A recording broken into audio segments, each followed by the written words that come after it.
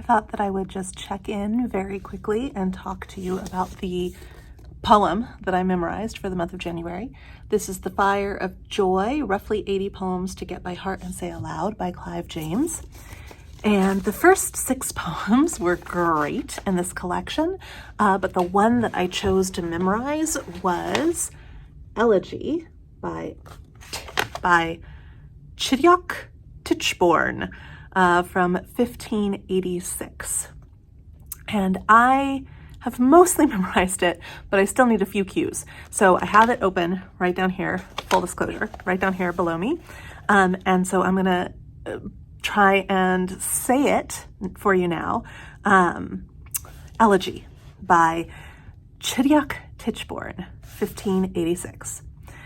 My prime of youth is but a frost of cares. My feast of joy is but a dish of pain. My crop of corn is but a field of tares, and all my good is but vain hope of gain. The day is past, and yet I saw no sun, and now I live, and now my life is done. My tale was heard, and yet it was not told. My fruit is fallen, and yet my leaves are green. My youth is spent, and yet I am not old. I saw the world, and yet I was not seen. My thread is cut, and yet it is not spun, and now I live, and now my life is done. I sought my death, and found it in my womb. I looked for life, and saw it was a shade. I trod the earth, and knew it was my tomb. And now I die, and now I am but made. My glass was full, and now my glass is run, and now I live, and now my life is done.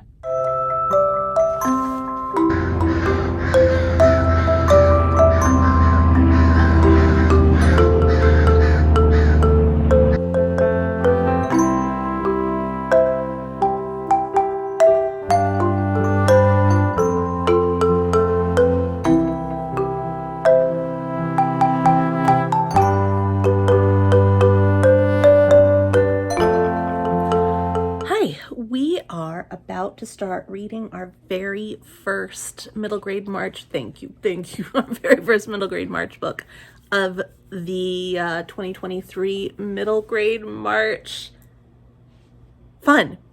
And that is Bedknobs and Broomsticks. To be honest, I've already started, but I'm only 16 pages in, and then I was like, oh, I need to vlog this. So the first pick for March 2023 that I'm reading is Bedknobs and Broomsticks by Mary Norton. And I have never read this book. I read The Borrowers, or some of The Borrowers. Isn't there multiple books? And I've seen the Disney movie Bedknobs and Broomsticks, but to be quite honest, I think it's very different from the book. And I don't necessarily remember much about it. I thought I remembered it, but I really just remember the first scene on the bed when they realize they can make it fly by putting the little bed knob on it. And also the whole, there's a knight, a suit of armor that comes to life. I don't know when or where or why.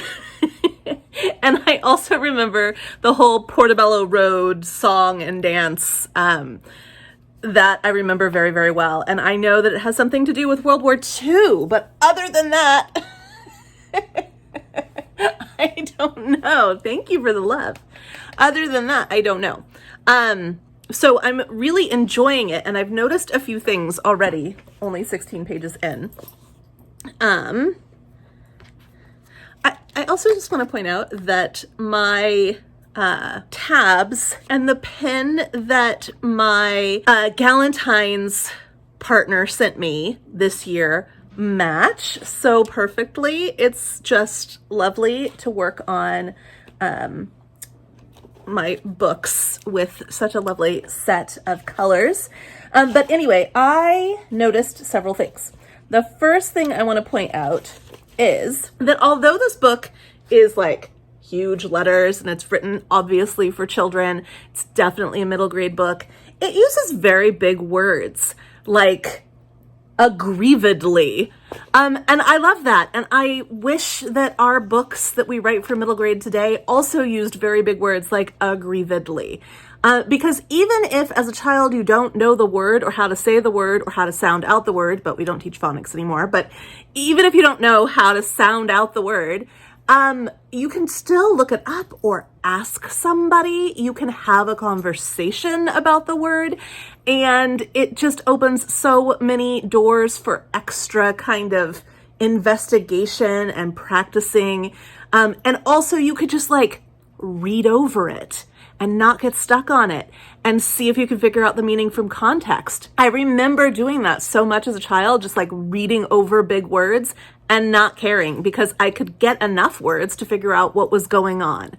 And as a teacher now, teaching older kids than this book is meant for, they're so afraid of words they don't know. They're so afraid of sentence structure that might be a little bit confusing. They want everything in these very small, digestible, 100% understandable as you walk up to the table packages. And they can't read over or around.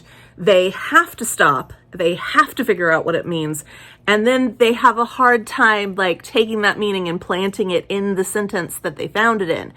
And so there's something about the wholeness of the reading process that has been lost in the new ways that we teach things. And I'm part of that too. I'm not blaming anybody. It's just an observation. And I am old enough now to realize that my experience in the classroom was not perfect in any way, shape, or form, but some things were better. Some things were better when left to a more magical process, a less prescripted process. And reading is one of those things. Reading is 100% one of those things.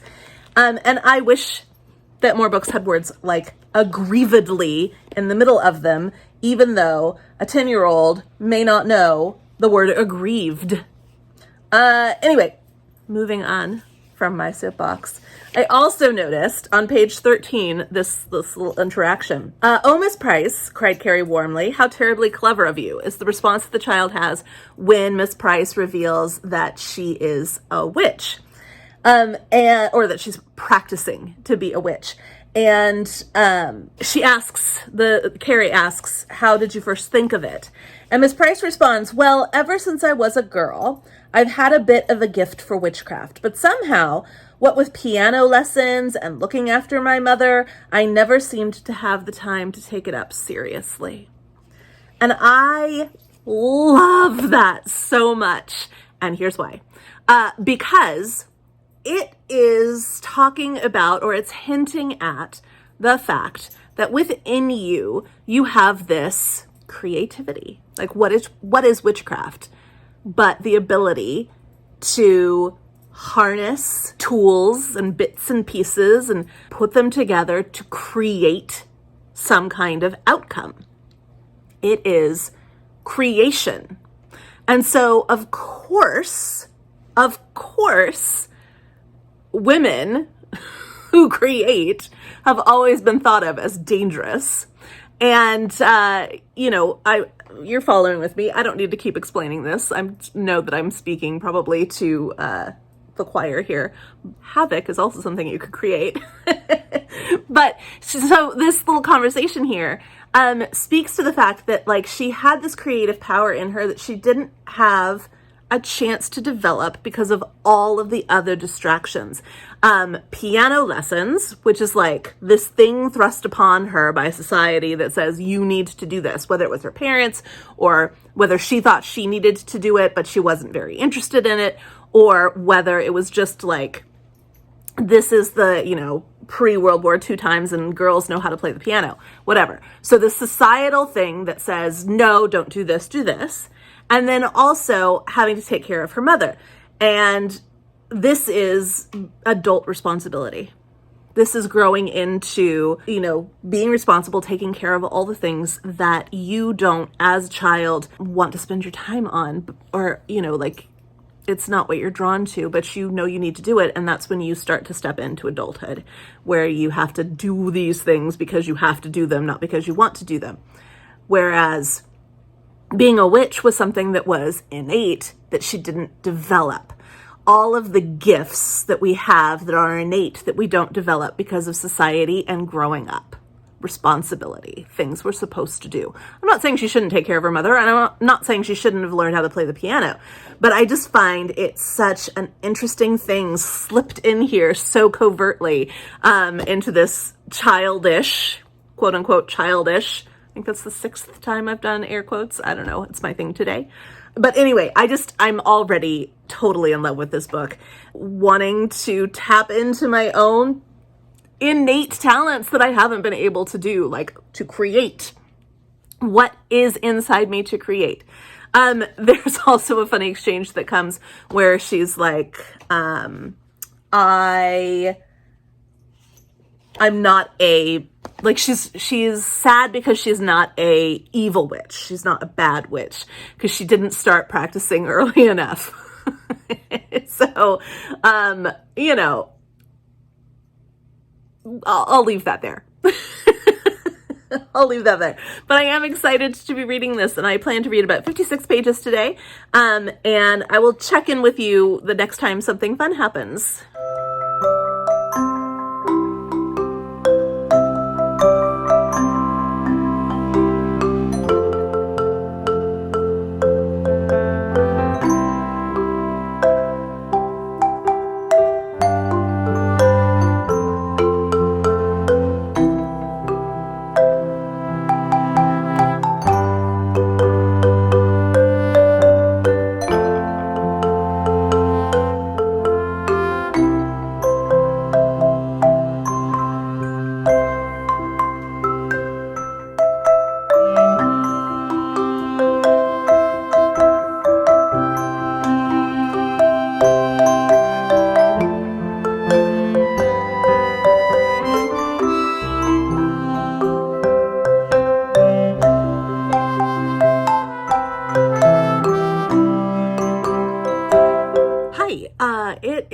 It's been like a week since I checked in, and you can see her back there trying to get the palm fronds, and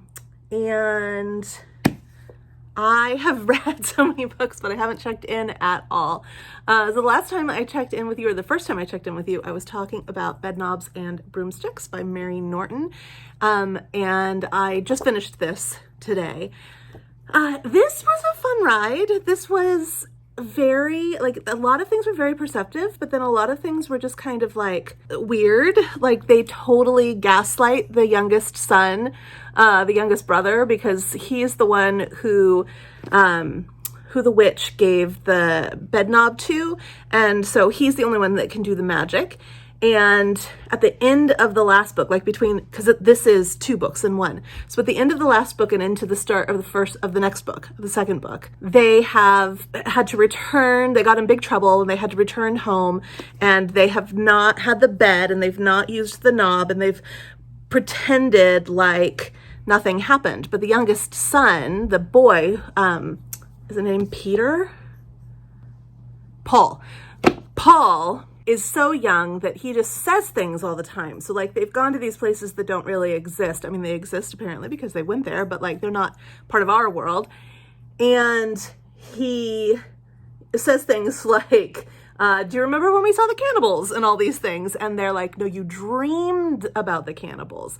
And so then he gets confused. He's like, did I dream I ate an egg this morning? And they're like, no, that really happened. You ate an egg this morning. Okay, so then I saw the cannibals, and they're like, no, you dreamed you saw the cannibals. So they totally gaslight this poor kid and confuse him to no end. And then through a series of events end up back at the witch's house, in, which cracks me up, New Bedfordshire. It's hilarious. Hang on. Okay, Little Miss Thing is being wild. She doesn't look like it, but she is.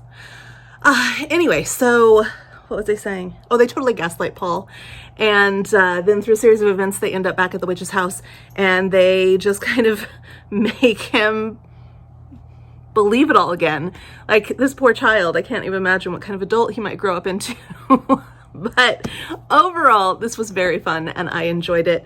And I would read it again and I would read it out loud. I think it's super fun, but I also think, like I said, there's some psychological games that get played in this book that I think might need a little fun, gentle, open discussion.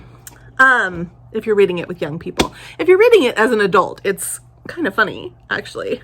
That's terrible. Please don't be mad at me for saying that. But it is. It's kind of funny.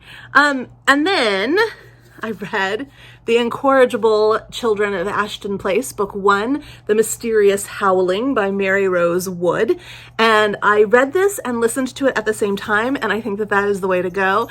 The way that the narrator reads the ows at the end of each of the children's words is precious, but you also want to have the book with you because there are such great, let me find one.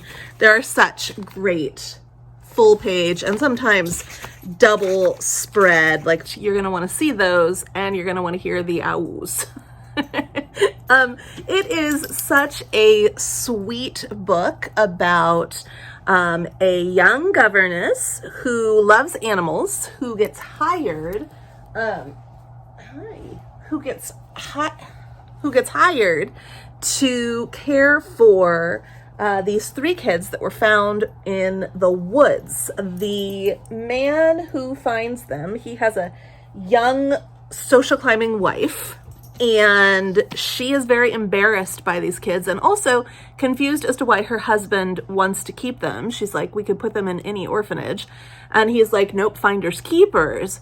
There's something weird going on with him. I think he sees them as possible sport, possible things to hunt, or he sees them as moneymakers or something. He's got something up his sleeve for why he wants to keep them, but we don't know what that is, not even at the end of the first book.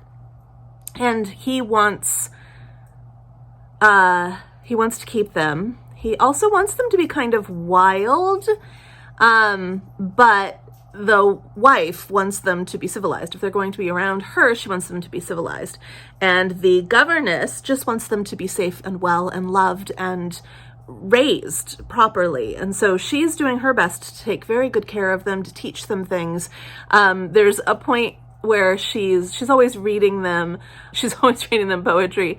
And at one point she's like, I'm going to read you, I think it's The Wreck of the Hesperus. And the oldest boy, Alexander's like, I don't want the wreckaroo. No wreckaroo. It's so cute. And he's like, he wrote a poem. So he stands up and he shares his poem and it's beautiful. And they all share their poems and they're all beautiful. And the little girl, Cassiopeia, she is the least advanced, or the picking up on English the slowest of all of them. And so she works a lot with images and sounds and things. It's just so sweet. It is so sweet.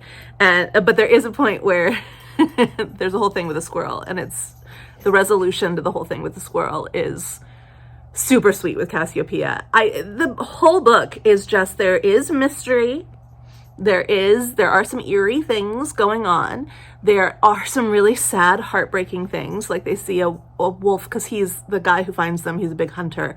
So his whole study is full of trophy animal heads on his wall. And so the kids stumble into there and they see a wolf, and they've been raised by a wolf. And little Cassiopeia is like, Mama, woo! Like she sees it, and it's so sad. It's so sad.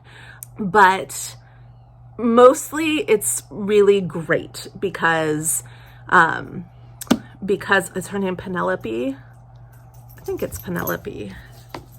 Because the governess, Penelope Lumley, the governess is a fighter and really intelligent and witty and loving and protective of those kids.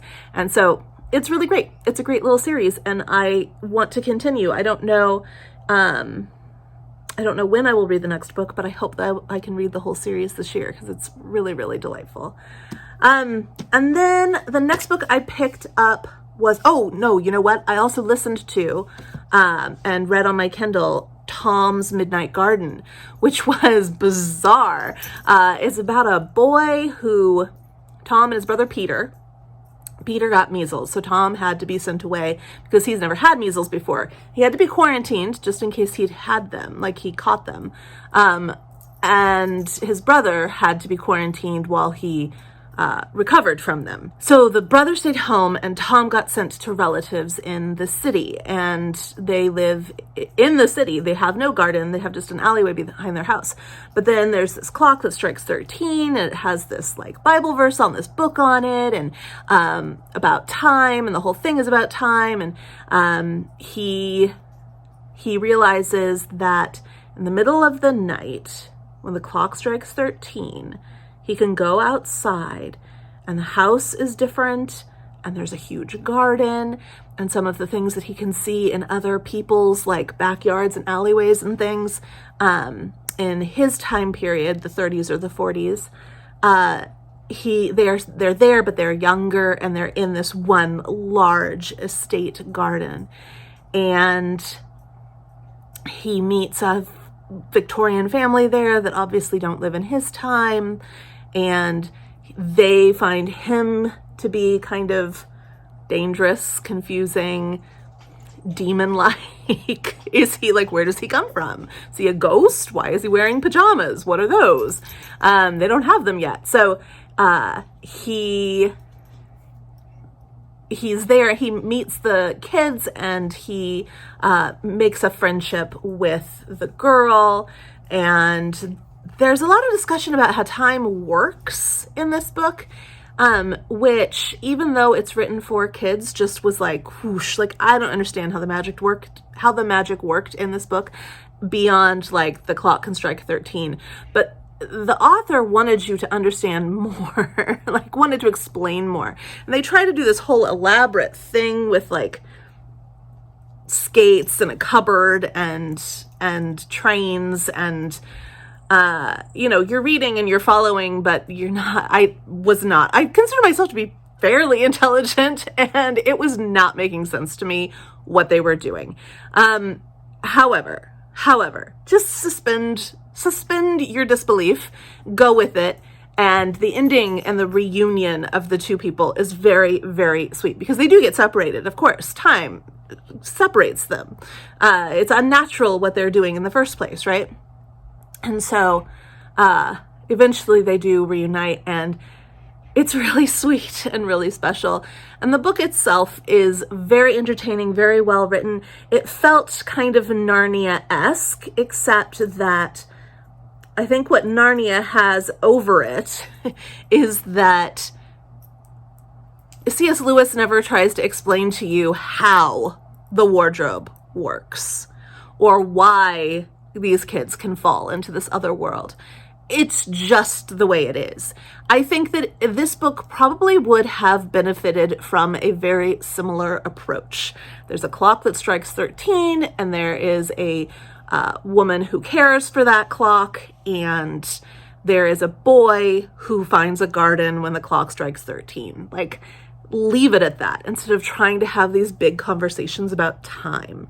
So other than that aspect of it, I think it was really, really dear is the word that comes to mind. It just felt like from another time, another place. It felt magical and enjoyable. I liked it a lot. Now, then, I tried to start Those Kids from Fawn Creek. This is incredibly, like, immediately hard-hitting. Like, immediately you have a situation with encouraged, tolerated bullying between two kids. Like, the parent is encouraging it, and that's like the first couple of pages, and I'm not there right now. Like, I've been wrapped in this beautiful little cocoon of Tom's Midnight Garden, Bedknobs and Broomsticks, and the Mysterious Howling, where there are adults in these worlds that, although maybe erring, like making mistakes, really care about the kids. And then to go from that to, we've got adults being instigators, I just couldn't go there right now. So I put it aside, and I don't know, maybe I'll pick it up later. I know that Erin Entrada Kelly does usually have some addressing of bullying, and I know she will resolve it, but I'm not in that headspace right now, so I'm not there. So I think what I'm going to pick up next for Middle Grade March is Mandy. I think that I want to stay in this little like warm, cozy cocoon for a while longer, especially since a lot of the adult books that I'm reading are quite dark right now. Like I just finished Writing Retreat, which no, thank you. I mean, I couldn't stop reading it. I had to finish reading it, but at the same time, whew, that was a terrible book. It was truly terrible. And we can talk about that later, not Middle Grade March, but I've just finished that. I'm reading a Mary Stewart that is quite dark in comparison to the other two that I've already read. I mean, okay, so Nine Coaches Waiting had this element of, you know, attempted murder of a 9-year-old, repeated attempted murder of a 9-year-old. Okay, that's dark. This is really, really dark. Like, it's really dark. I'm reading The Ivy Tree. I'm reading a book about a person who grew up in the Children of God cult. I'm picking up The Ruins again by Phoebe Wynn, which I tried to read before, which I know is very dark. And The Sewing Girl's Tale, which is also about a dark moment in history. And so I want to stay in my cocoon where, yes, bad things happen because it's life, but at the same time, there's help, there's support, there's care, there's warmth, there's empathy. So I think I'm going to stick with that for now, and I'm going to dive into Julie Andrews Edwards' Mandy, and let's do a reminder of what this one is about. This is the magic of finding a home. Yeah, that's what I want. That's what I want, as opposed to everything is always the same and people get bullied all the time. So here we go. Mandy, a 10-year-old orphan, dreams of a place to call her own. Escaping over the orphanage wall to explore the outside world, Mandy discovers a tiny deserted cottage in the woods. All through the spring, summer, and fall, Mandy works to make it truly hers. Sometimes she borrows things she needs from the orphanage. Sometimes, to guard her secret, she even lies. Then one stormy night at the cottage, Mandy gets sick, and no one knows how to find her, except a special friend that she didn't know she had. And then it says, there's a blurb that calls it beautifully written, sensitive, a joyous novel. That's what I need. I need a little more joy. So there's Miss Lola. Hi, lover. Hi. What's she doing? Hello. So we're gonna go explore a little bit of the world, and then come back and make a little tea. I'm in a tea phase. I'm not always in a tea phase, but I'm in an herbal tea phase. I have this really great apple cinnamon tea, and it's so delicious. So we're gonna have some tea because it is still cold out in the world. I do have that door open a little bit so that she can do some pre-adventure sniffing, to distract her while I talk to you. And then I'm gonna try and do better this week with checking in. I'm hoping to read Mandy and maybe 2 other middle grade books this week. I know I need to read Miss Agnes before the weekend. I think it's this upcoming weekend. Maybe it's the next weekend. Ooh, I think it's the next weekend. So maybe I don't need to read Miss Agnes this week. But I need to read something else besides Mandy. And I don't know what it's going to be. Maybe we'll stick with M names. Maybe we'll go with Matilda Bone. We'll see. I don't know. But for right now, I'm going to go out into the world with the little one. I won't be able to take any footage because it's an all hands on deck thing to take the little one out. And then when I get back, some tea and some Mandy, maybe a bookshelf tour. I don't know. We'll see. We'll see what happens. But I'm going to try and do better with keeping you informed of my reading as I'm reading, as opposed to just like sitting down and giving you a series of wrap-ups for a month.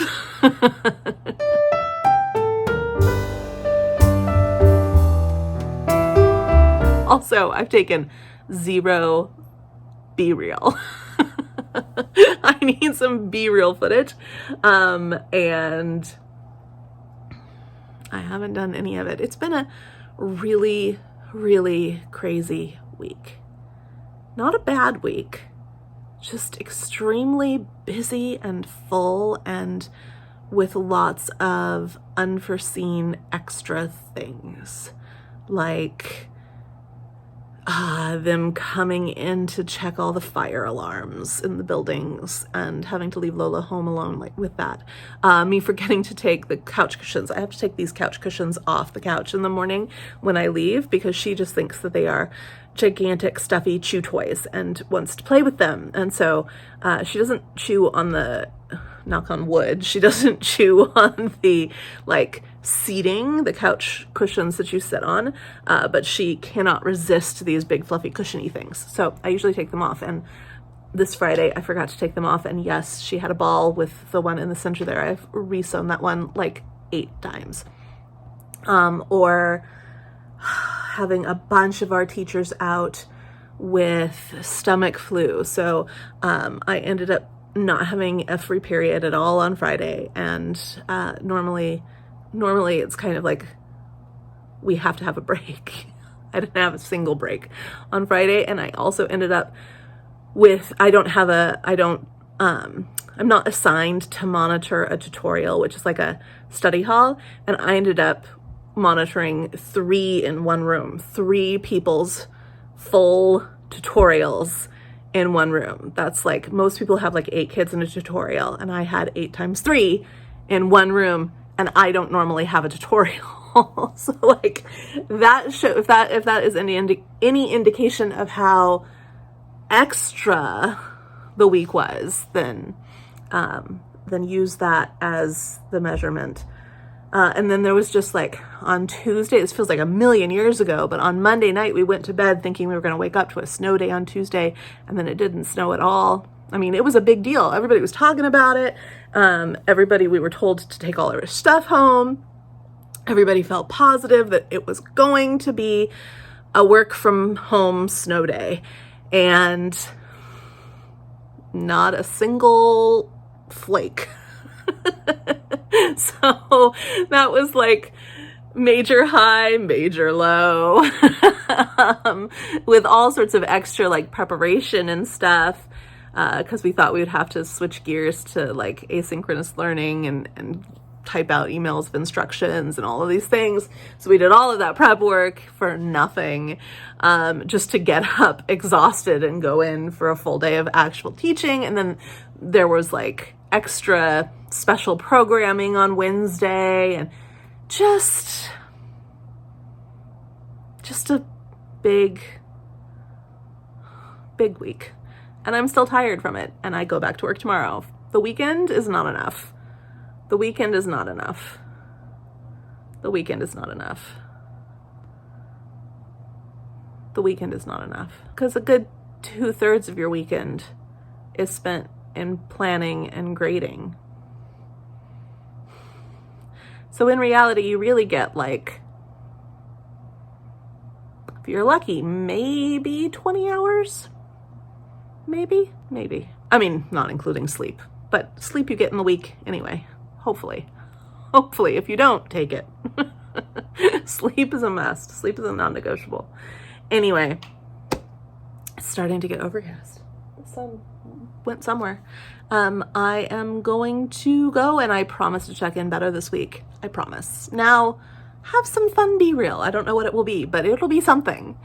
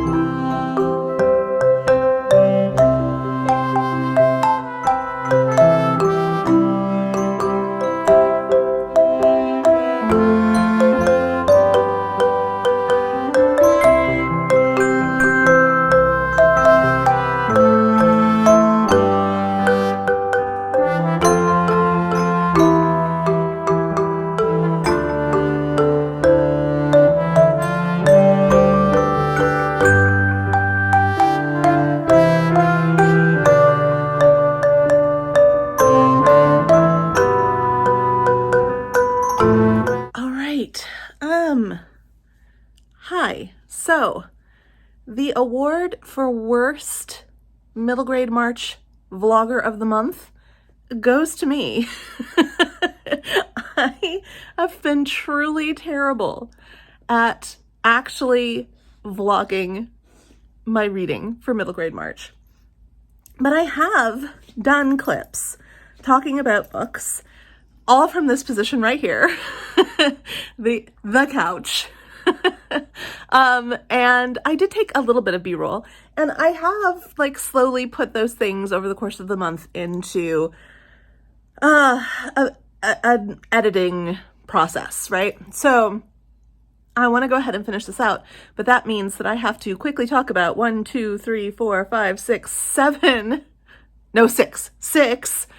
middle grade books that I read in March that I didn't vlog about in the moment. It's April 1st. I want to put this middle grade March reading vlog up today, and over half of the books that I read for middle grade March I haven't spoken about yet. So here we go. And this is not the order in which they were read, but this is the order in which they are stacked. I read Keeper of the Lost Cities. I did this in a mix of reading this huge chunker, which isn't really a huge chunker because the print in here is so gigantic. But I read this and also listened to it on Audible or audio. I think it is only on Audible. I think I had to buy it. And it will probably be one of those credits that I return in exchange for something else. I did not enjoy it all that much. It was fine. It was just okay. I thought that it was really unbelievable that an 11-year-old girl would willingly just up and leave her entire family, which has been sweet and kind to her. It felt like Harry Potter without the charm. There is no charm in this book. In fact, there's a lot of interactions between the kids the elf kids, that make me cringe. They are not necessarily things that I am excited to know that kids are super into reading right now. There's a lot of really kind of mean and disrespectful talk to each other and about themselves that doesn't come from a good-hearted place, and it's kind of celebrated or made light of. I didn't like it. I don't understand why people like this so much. It just didn't sit right with me. The story develops so incredibly quickly. You do not have a moment to kind of step into it, and then suddenly it's over. It's very fast, but also quite slow if you're not getting it. I did not enjoy this. I will not be continuing on. It felt extremely derivative of C.S. Lewis, of J.K. Rowling. It was fine. It was fine. You know, I read a lot of books. I read a lot of really good books, and I read a lot of really bad books. And this book is just meh. It's like unseasoned mashed potatoes. It's there. It's taken up space. But why? Why do you want that? Okay. Controversy's probably over. We've got, this is not controversial. This is The Years of Miss Agnes by Kirkpatrick Hill. And I read this for the Kindred Spirits Book Club. I reread it. I'd already read it. It's quite short and the words are very big. And it's a really endearing story about a teacher in Alaska and about the students that she teaches. And they have some physical things that make it hard for them to learn, or physical things that make it, in their culture, seem like they shouldn't be able to learn. But she teaches them, and it's awesome, and gives them a future, and gives them hope. And it's just a really, really beautiful story. Helps them to step into their greatness and realize what they can accomplish and how they can be active and contributing members of their community as they are now and as they grow up, and what they can bring. So it's really, really beautiful. And then I never got the link for the Kindred Spirits book club meeting this month, and then I got a bunch of messages afterwards about how great the meeting was, and realized, oh, I missed the meeting, but I never got the link. So I was all ready to discuss that one, and then I didn't get to, and I'm a little bit sad about that, but that's okay. Things happen. Things happen. Highly recommend that one. It is really good. That was my second read of it in 4 years, and it was really good. I read Matilda Bone by Karen Cushman. This was my first Karen Cushman, and I loved this book. This book was so good. It's the kind of middle grade book that is completely accessible to a middle grader, that is really excellently crafted and written, and that is dealing with these really deep questions that are posed in such a way that a middle grader can engage with them, and yet are also challenging enough that an adult can engage with them too. That, I think, is the height of middle grade greatness. And I love a book that does this. This is about a young woman in the Middle Ages who has been trained in a convent school. She's grown up in a convent school, and she has a lot of intellectual knowledge, and she is sent out to work, to earn her way, to earn her place in the world. And she is working for she's working for the Bone Setter, Red Peg the Bone Setter in Blood and Bone Alley. Thus the last name Bone. She doesn't have that last name at the beginning of the book. And Matilda is very much in her head all the time.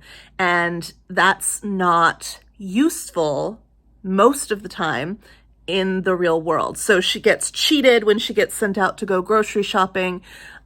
She thinks she's above, that her capabilities, her knowledge, and what she can contribute to the world is above the nitty gritty of cooking and cleaning and, helping set bones and do whatever needs to be done. She believes in a lot of things like that cats are evil. So there's, which she's been taught in the convent school, because apparently that was a belief in the Middle Ages, in the medieval period. And so she has to kind of address her prejudices. She has to learn to, get stuck into something. And she has to learn that, yes, her knowledge is valuable. She doesn't have to let go of that part of herself, but she also needs to know how to engage with the people around her, the world around her, and the physical situations that pop up. And I just thought that it was just so well done.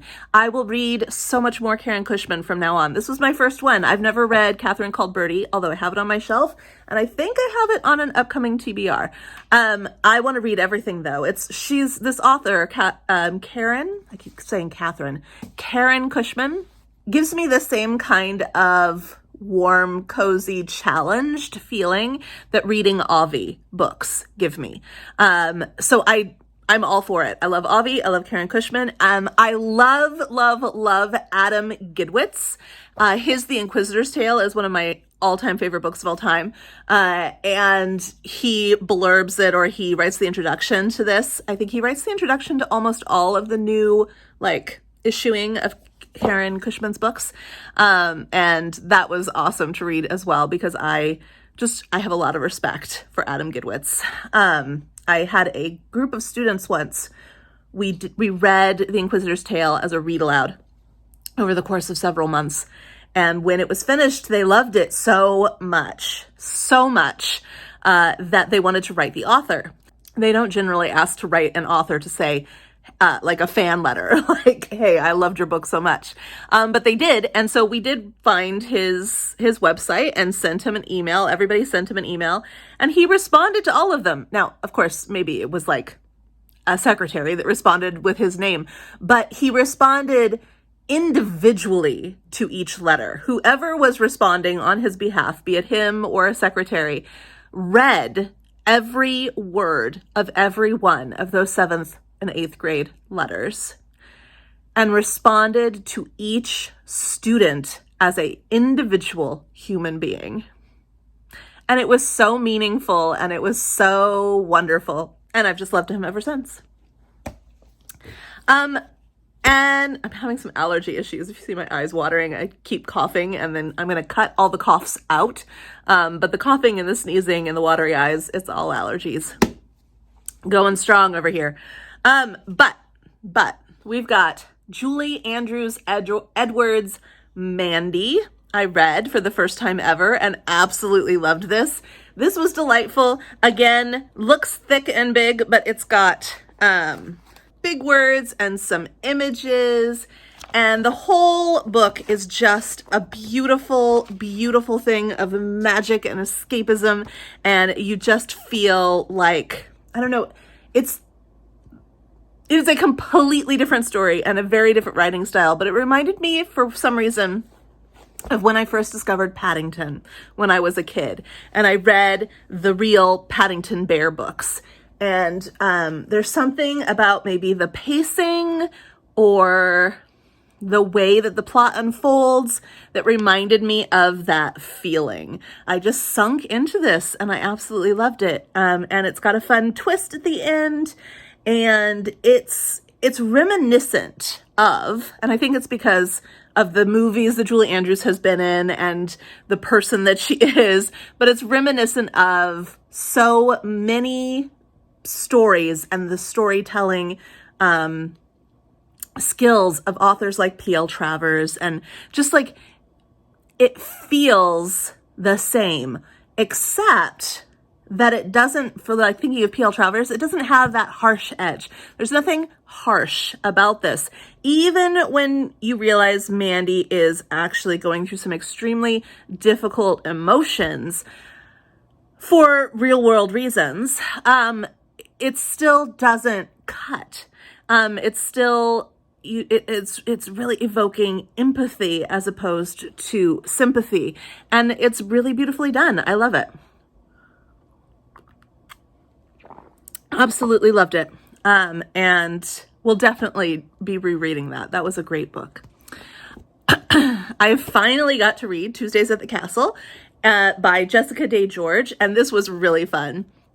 The writing, I think, is not that great, but it was laugh out loud funny and the kind of series that I think a lot of kids will like.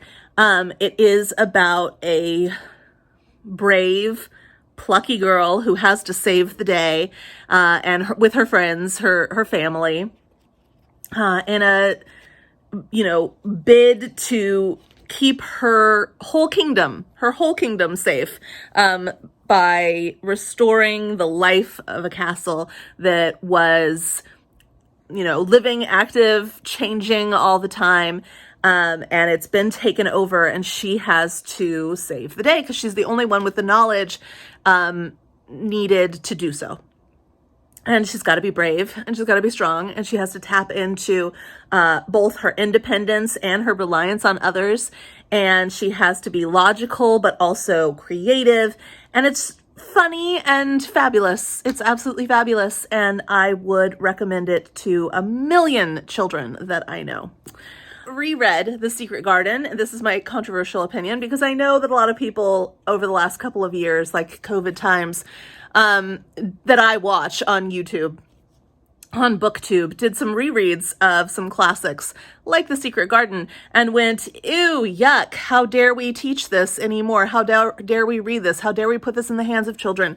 This person has racist views. This child is ableist, whatever. I hear you.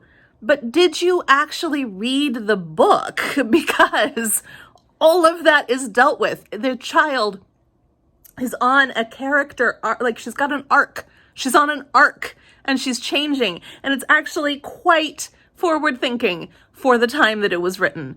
And we need to read it in the time that it was written, not now, not today, not through a 21st century lens. It wasn't written in the 21st century for 21st century readers.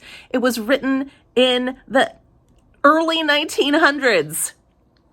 And yes, you have a character that has flaws, horrible, horrible flaws that we cannot support anymore. We cannot support it. However, did you read it to the end? Because this child goes through a complete arc, changes, grows, becomes remorseful, learns, adapts, and the world around her, her whole world is changed because of it. So I just think, how far did you get? How far did you get? Because the book, I went into it a little bit scared because I hadn't reread it in a long time, and I'd heard all of these people over the last couple of years just totally denounce this book, and I was like, oh no, what am I going to find? No, I found what I remembered. I found what I remembered. A really glorious redemption arc in this book about finding yourself, about being able to change and grow and adapt and embrace different people all around you. It's displayed through the character of a young girl, of a young boy, of an older man, of a father. And I think it stands up. I think it stands up. And I really want to be here to say, stop denigrating the things of the past just because they don't speak like the present. It's not glorifying any of the things that it's being accused of glorifying. And it's not sitting in any of the things that you wouldn't want it to sit in. It may present that at the beginning, but it's so you can see the character change by the end. So if you are on the fence about reading The Secret Garden, please read The Secret Garden, because it is an immensely wonderful book that stands up, holds true, is great to this day. That is my second soapbox of the day, and I'm going to stop there. I don't even know. Oh, you know what? I also read The Moor Child. I listened to that on audio. Forgot about that one. And really enjoyed it. I really enjoyed it. It was another one kind of like, it was a little bit like Keeper of the Lost Cities, only it was written in the 80s, maybe 90s, and takes place in the past. It's historical fantasy fiction for middle grade. And it is about a changeling who ends up being raised as a human, but knows that she's not human, knows she doesn't quite fit. And she ends up having to save the day, of course. And also she's on a journey to try to find her true self. It's really magical and has kind of an otherworldly quality to it, and reads more like a fairy tale than anything else. It has some dark stuff in it. It gets pretty dark, but I think in a way that is accessible to middle grade readers. For adults, I think it's just right. I really enjoyed it, really loved it. Is there anything else?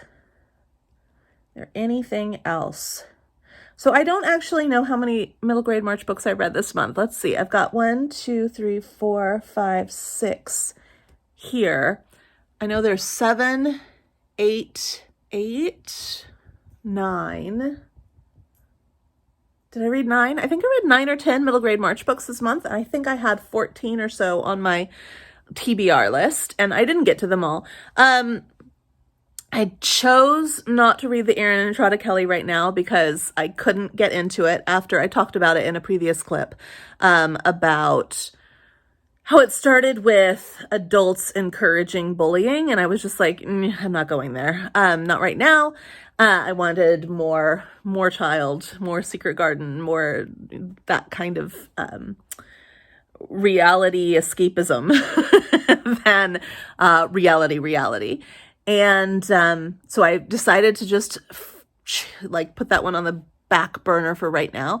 I didn't get to the one that's set in the bookshop, which I will get to at some point. I didn't get to the Flora Lee, and I didn't get to the Pendergrass Pawn, or whatever that was called. Pendergrast Pawn. I think that's it. I think those are the 4 I didn't get to.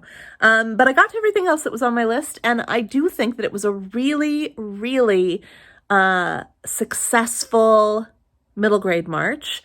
Different from middle grade Marches in the past, because I really got sucked into while I wanted for my middle grade a lot of kind of escapist fantasy, young people saving the day kind of, maybe like a 1950s sort of feel to my storytelling. With my adult reading, I really went dark. I read so many thrillers. I reread a thriller, and I enjoyed all of that very much, but it was kind of like the dark and the light. And I don't know, I have not really done that in middle grade March before. I know that sometimes there's March Mystery Madness, but I have tended to really err on the side of middle grade happiness. And I really didn't do that this month. And I didn't plan on not doing that. So it is what it is. I met my goals, but I also mood read, and I would say it was really successful. If you agree or disagree with any of my views, I would love to hear it in a respectful comment down in the comment section of this video. I do read all of my comments and I do respond to most of them. If they are disrespectful, I just delete them. So if you are here to troll or be mean or to just simply denounce, then there's no place for you in my world. But if you disagree and you want to have a discourse, that is fine with me. I love a good discussion. So if you want to challenge my view of The Secret Garden, please feel free. If you want to challenge my view of Keeper of Velocities, please feel free. If you disagree that I think Matilda Bone is awesome, let me know. I'm here for it. I would really love to have that conversation with you. If you read anything that you absolutely loved in middle grade March, I also want to have that conversation with you, because I spend the entire year from March to March keeping a list of the things that I would like to read in middle grade March. And there are so many amazing books out there in the world, and I want to read them all. But I don't know what I don't know. So if you know of something that you've never heard me talk about, please put it in a comment down below, because maybe it's my thing. Maybe I want to read it.